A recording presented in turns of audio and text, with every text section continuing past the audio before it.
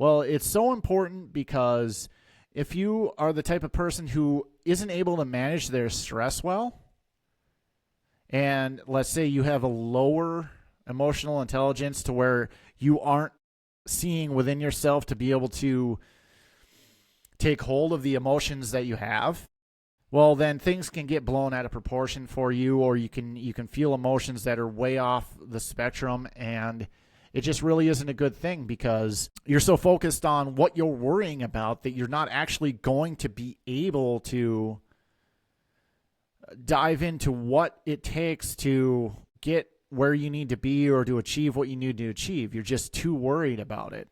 And that's where the importance of emotional intelligence comes into effect. The more experience you have with it, the more you're going to be able to actually sit across from the table with somebody and be able to perform like conflict resolution. And the thing about conflict resolution is, it doesn't need to be shown as a negative thing. It doesn't need to have the stigma of having this negative aura when it comes to conflict resolution, because the word resolution, in fact, is in there. So that alone tells you that it doesn't need to be in a negative thing. And when you are able to sit there and have a conversation with somebody, which this is something that I feel in society it lacks unbelievably at this point. If you take a look at our country, the United States of America, everybody is so politically divided, or they're divided on so many different issues. But what people have trouble doing right now, if you take a look at like any 30-second clip you have of anything on any social media, it gets pulled out of context, for one. And two, it doesn't give anyone the opportunity to take a look at each other's own perspective.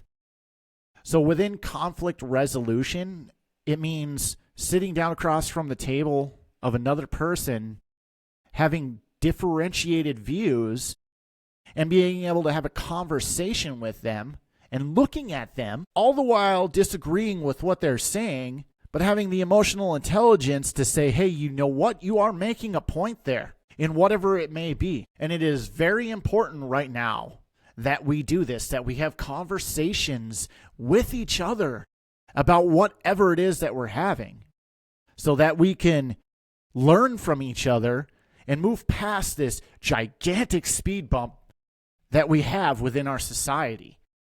And it takes emotional intelligence in order to do that. What else do we have if we don't have that? So if you take a look at your peer and you sit down across the table from them and they have a differentiating view of what you feel, what can you learn from them? You have to put yourself in their shoes and see their point and the way that they are feeling things, and picking up on their nonverbal cues in order to feel what they're feeling.